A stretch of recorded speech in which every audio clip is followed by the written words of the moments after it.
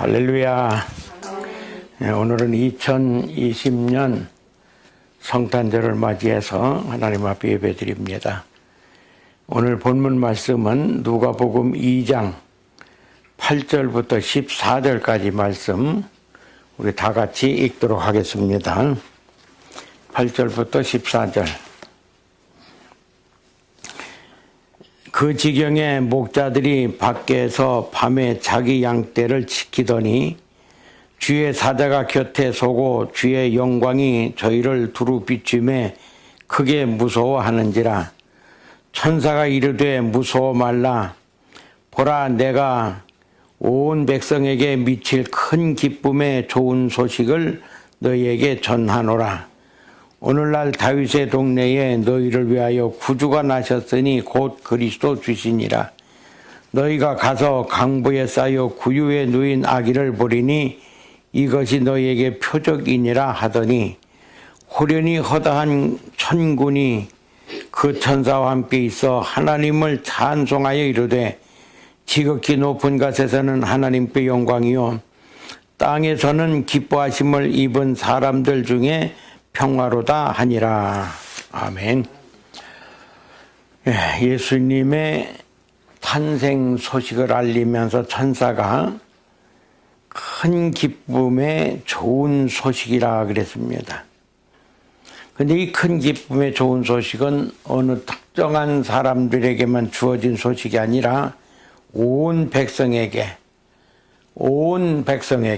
전 세계 인류에게 빈부귀천이나 부귀영화나 가난이나 아니면은 학식의 유무나 피부 색깔의 어떤 것이나 그런 것에 아무 관계없이 전 세계에 있는 모든 사람들에게, 지구상의 모든 사람들에게 미칠 큰 기쁨의 좋은 소식이라 그랬습니다.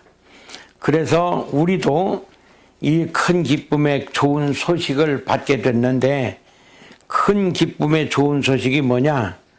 모든 인류를 위하여 큰 기쁨의 좋은 소식을 전하는데 그 좋은 소식의 내용이 뭐냐 하면은 예수 그리스도의 탄생이다.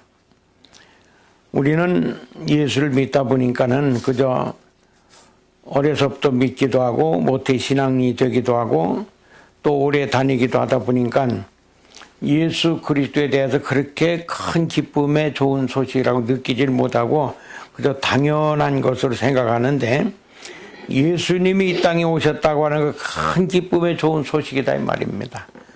왜냐하면은 우리를 죄에서 구원하러 오셨기 때문에, 우리를 멸망에서 영생으로 생명으로 인도하러 오셨기 때문에, 우리를 마귀 사탄의 권세에서 하나님의 은혜의 품으로 인도하러 오셨기 때문에, 우리를 지옥에서 천국으로 데려가기 위해서 오셨기 때문에 그 기쁨은 참으로 말할 수 없는 큰 기쁨이다 그 말입니다. 그래서 우리는 이 큰 기쁨을 누리면서 사는데, 큰 기쁨이 예수 그리스도가 오셨다. 구주 예수 그리스도가 탄생하셨다. 예수님이 이 땅에 오셨다. 너희에게 오셨다. 우리에게 오셨다. 나에게 예수님 오셨다. 이것이 큰 기쁨입니다. 이 큰 기쁨을 누리며 살기 위해서는 이 기쁨이라고 하는 말은 마음의 즐거움을 얘기하는데, 이 즐거움은 세상적인 즐거움이 아니라 육신적인 즐거움이 아니라 영과 육 모든 것이 합쳐서 오는 큰 기쁨입니다. 현세에서와 내세에서까지 이어지는 큰 기쁨입니다. 이 기쁨을 누리기 위해서는 어떻게 해야 되느냐? 어떻게 하여야 주님 안에서 이 기뻐하는 생활을 우리가 이 땅에서도 살면서 살아갈 수 있는가? 그 기쁨의 삶을 살기 위해서는 첫째는 관계를 바로 해야 됩니다. 첫째는 하나님과의 관계가 바로 세워져야 됩니다. 우리가 하나님과의 관계가 삐뚤어지면은 모든 것이 다 어긋나 버리고 맙니다. 수많은 기계들이 돌아가면서도 하나의 톱니바퀴만 부서져도 하나의 어떤 기계가 어떤 파트가 잘못 삐뚤어져도 그 기계는 망가져 버리고 맙니다. 자동차가 잘 달리다가도 바퀴 하나만 펑크가 나도 그 차는 제대로 갈 수가 없습니다. 그와 우리는 하나님과의 관계를 바로 가져야 되는데 이 관계가 잘못되면은 모든 것이 다 망가뜨려지고 맙니다. 인생도 망가지고 사람의 성공도 망가지게 되고 삶의 모든 분야도 망가지고 자기 계획도 망가지고 다 망가지는 겁니다. 그래서 가장 중요한 것은 우리가 하나님과의 관계를 바로 하고 살아야 된다. 두 번째는 인간과의 관계입니다. 사람과 사람과의 관계. 먼저는 부모와 자식과의 관계, 형제 간의 관계, 이웃 간의 관계, 교인은 교인들과의 관계, 이런 관계를 잘하고 있어야 참 하나님이 주시는 그리스도 안에서 누리는 기쁨을 누릴 수가 있습니다. 또 하나 주 안에서 이 기뻐하는 삶을 살 수 있는 것은 바른 기도 생활이 되어야 됩니다. 그래서 제자들은 예수님에게 와서 우리도 어떻게 기도하면 올바른 기도가 될 것인지 기도 좀 가르쳐 주세요 할 때에 주기도문을 가르쳐 줬습니다. 하늘에 계신 우리 아버지, 먼저 하나님을 아버지라고 믿는 그 믿음을 가지고 기도해야 된다. 믿음이 없이 하는 기도는 아무 소용이 없습니다. 하나님을 아버지로 믿으면은 마음껏 내 속에 있는 모든 것을 다 기도할 수 있고 내가 원하는 것, 내가 바라는 것, 내가 계획하는 것, 내 모든 것을 하나님께 맡기고 나갈 수가 있습니다. 그래서 하나님을 아버지로 믿어라고 믿고 기도해라. 이름이 거룩히 여김을 받으시오며 나를 통해서 내 신앙생활을 통해서 내 삶을 통해서 하나님께 영광 돌리는 생활을 해라. 그것이 올바른 기도 생활이다. 그래서 제자들이 예수님을 만나고 다른 사람을 전도할 때는 꼭 한 얘기가 와서 예수님을 봐라 그랬어요. 와서 봐라. 내가 예수님을 만났다. 우리가 기다리는 구세주를 만났다. 우리가 기다리던 메시아를 만났다. 와서 봐라 그랬습니다. 그럼 우리 신앙이 다른 사람들 앞에서 좀 봐라. 우리 신앙을 봐라. 우리 가정을 봐라. 나를 봐라. 내가 하나님 믿는 사람이다. 우리 가정이 하나님 믿는 가정이다. 이거를 보여줄 수 있는 그런 신앙이 돼야 됩니다. 그렇지 않으면은 그 신앙이 전부 다 껍데기 신앙이고 엉터리 신앙이 되는 거예요. 나라에 임하옵시며 하나님의 뜻이 나라에 이루어지길 바란다. 이 말은 하나님의 뜻을 이 땅에 이루기를 원합니다. 이루어지게 해주시옵소서. 그래서 우리의 기도가 하나님의 뜻을 이 땅에 이루어지게 해주시옵소서. 그런데 우리는 기도할 때마다 하나님의 뜻하고는 아무 상관없이 내 뜻을 이루어 주시옵소서. 내 계획을 이루어 주시옵소서. 내 생각을 이루어 주시옵소서. 전부 다 내 거를 이루어 주시옵소서. 그런데 예수님은 먼저 하나님의 뜻을 이 땅에 이루도록 해라. 그래서 우리의 삶이 내 삶을 통해서 내 뜻을 이루기 위해서 사는 삶이 아니라 하나님의 뜻을 이루기 위해서 살아가야 된다 이 말이에요. 그런 내용으로 주기도문을 쭉 설명을 했습니다. 알려줬습니다. 그래서 우리가 주기도문을 늘 하면서 그냥 건성으로 이루지 말고 그 뜻을 기억하면서 그 뜻을 나를 통해서 이루어지고 내 기도를 통해서 하나님의 뜻이 이루어지도록 기도해야 될 줄 압니다. 그 다음에는 생각을 바로 해야 됩니다. 그래야 하나님이 주시는 참 기쁨을 누릴 수가 있습니다. 바른 생각이 뭐냐? 하나님을 향한 생각, 즉 영적 생각을 해야 되는 거예요. 늘 육신의 생각, 세상 생각, 인간적인 생각 그런 데만 빠져 있어서는 안 되고 하나님을 향한 영적 생각을 늘 하고 있어야 됩니다. 그리고 이웃을 생각하는 마음을 가져야 돼요. 그것이 사랑의 마음. 그래서 항상 우리는 나만을 위해서 사는 것이 아니라 이웃을 위해서 사는 거예요. 위로는 하나님을 사랑하고 아래로는 이웃을 사랑하고. 그래서 내가 하는 일이 하나님께 영광이 되는가? 하나님이 기뻐하실 수 있는가? 내가 하는 일이 내 이웃에게 도움이 되고 사랑이 되고 위로가 되는가? 내가 하는 행동이 부모님에게 도움이 되는가? 내가 하는 일이 자녀들에게 유익한가? 내가 하는 일이 형제들에게 이웃 간에 친구 간에 유익한가? 그래서 항상 내 유익을 구하는 것이 아니라 하나님의 영광을 구하고 이웃의 유익을 위해서 사랑의 마음으로 그런 사랑의 생각을 하면서 살아야 우리는 참된 하나님의 주시는 기쁨의 소식을 누리며 살 수가 있습니다. 그래서 이웃을 생각하는 마음은 사랑의 마음인데 이것은 성령의 열매에 쭉 설명을 해놨습니다. 그래서 성령의 열매에 보면은 사랑, 희락, 화평이 있습니다.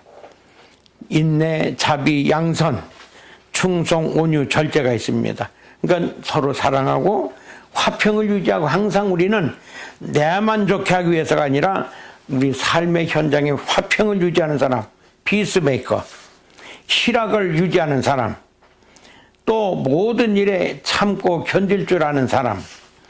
자기에게 참고 견디지 못하는 사람들은 항상 짜증내고 불평하고 원망하고 누가 무슨 말하면 꼭 트집을 잡고 시비를 걸려고 그러고 그럼 인내가 안 되는 거예요.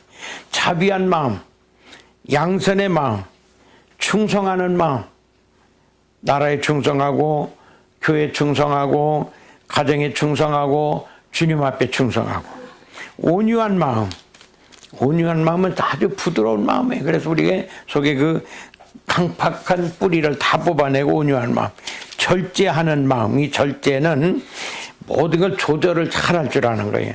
사람의 뇌에서 사람은 말이에요, 그 세 가지 감정에 의해서 그 세 가지 감정을 전해주는 그 신경 전달 물질에 의해서 사람의 감정이 형성되는데 도파민이라는 신경 물질이 있어요. 이거는 뭐냐, 쾌락을 갖다 주고 정열적인 아주 움직임을 갖다 주고 긍정적인 마음을 주고 식욕을 막 좋게 만들고 성욕을 나오게 만들고 이런 것이 도파민이 하는 일이에요. 그 다음에는 노르아드레날린이라고 하는 신경 물질인데 이것은 뭐냐, 불안한 마음을 갖고 부정적인 마음을 갖게 하고 스트레스를 많이 받지 않은 거, 이게 그런 마음이에요. 그런 것들이 있어서 도파민이 나오는 사람은 늘 그냥 쾌락하고 막 정열적이고 긍정적이고 막 또 가게 되고, 또 노르아드레날린 그 신경물질이 많은 사람은 불안해, 항상 우울해, 부정적이야, 스트레스에 그냥 달마다 받아가지고 어려움을 당하고 있어요. 근데 이런 것을 조절하는 신경물질이 또 있어요. 그건 뭐냐면 세로토닌이라고 하는 신경물질은 이런 걸 조절을 해줘. 이것을 행복 호르몬이다 그렇게 얘기를 해요. 행복하게 만드는 거예요, 우리 마음을, 삶을. 그래서 이 세로토닌은 그냥 막 정열적으로 일어나고 막 하는 그런 마음과 축 처진 다운된 마음을 잘 조절해 주는 것이 세로토닌이라는 건데, 이것을 조절을 잘 해줘가지고 흥분도 가라앉혀주고 다운된 것은 다시 올려주고, 그래서 정상적인 삶을 살고 편안한 삶을 살도록 도와주는 것이 이 세로토닌입니다. 이것이 너무 없으면은 이 세로토닌이 부족하게 되면은 남자들은 막 충동적인 행동을 하게 돼요. 승질나면 막 때려 엎어버리고 막 코딱지가 내고. 근데 여자들은 우울증에 빠지고 초조해지고 불안해지는 거예요. 근데 이런 마음들을 조절을 잘 받아야 된다 이게. 근데 우리 신앙 안에서는 성령의 열매, 성령의 충만함, 이런 것들이 그런 걸 다 조절을 해줘가지고 정상적인 신앙생활을 잘하도록 도와줍니다. 그 다음에 바른 행동을 해야, 바른 행함을 해야 우리가 참 기쁜 큰 좋은 소식인 예수 그리스도의 오심을 기뻐하고 모시고 기쁘게 살 수 있는 거예요. 그럼 바른 행함이 뭐냐? 첫째는 하나님을 사랑하는 거예요. 하나님 사랑하는 것이 바른 행동. 그래서 하나님 앞에는 사랑의 표현이 뭐냐? 겸손해지는 거예요, 하나님 앞에. 우리가 겸손해서 하나님을 사랑해야 돼요. 이웃 간에 사랑하고, 그래서 바른 행함은 하나님 앞에는 겸손하고 인간관계는 사랑으로 행하고, 이것이 잘 형성되어야 올바른 신앙생활을 하게 되고, 이런 걸 통해서 우리는 참 기쁨의 좋은 소식을 주신 예수 그리스도를 우리가 모시고 살아갈 수가 있습니다. 이런 삶이 참된 신앙생활이라 그럽니다. 주님 안에서 기뻐하는 생활이라고 그럽니다. 그럴 때에 그리스도를 모시고 동행하는 그런 성탄의 기쁨을 우리는 매일매일 누리면서 내 속에서 주님과 함께 동행하면서 살아갈 수가 있습니다. 그래서 진정한 기쁨을 누리며 사는 삶이 이런 삶이고 또 아름다운 삶이 있는 겁니다. 그러면 솔로몬 그 잠언에 보면은 그 술람이라고 하는 여인이 나와요. 그 술람이는 포도밭에서 농장에서 계속 일을 해서 얼굴이 그냥 새까맣게 탔다고 그랬어요. 그리고 손이고 피부고 막 완전히 거칠어져 가지고 그냥 소가죽같이 돼버렸어. 사람들이 하나도 그를 이쁘다고 피부 좋다 아름답다 해주는 사람이 없는데 솔로몬 왕이 지나가다 보고서는 열심히 일하는 그 모습을 보고서 술람이라는 여인을 사랑하게 됐어요. 그래서 술람이를 사랑하니까 이 술람이가 너무 기뻐서 자기는 얼굴은 그늘에 그 햇빛에 따서 검고 아주 새까맣다고 해서 검았어. 온 피부는 그냥 막 진흙 흙투성이 먼지투성이로 막 거칠고 소가죽같이 엉성한 그냥 뻣뻣한 그런 손을 가졌는데도 주님이 이 솔로몬 왕이 사랑해 주니까 참 기쁘다 이거예요. 그래도 그래서 뭐라 그래, 나는 겉은 검으나 내 마음은 아름답다. 내 모든 그 피부나 이런 손은 계달의 장막같이 막 그 소가죽같이 돼 있는데 내 마음엔 솔로몬 왕궁에 있는 휘장같이 나는 좋다 그랬어요.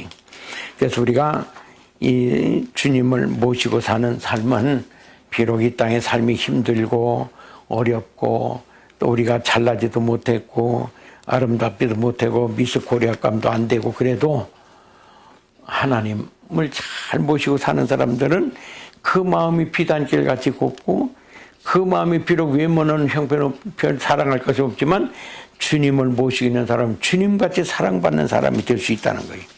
그래야 진정한 그리스도인의 기쁨의 삶을 누리며 살 수가 있습니다.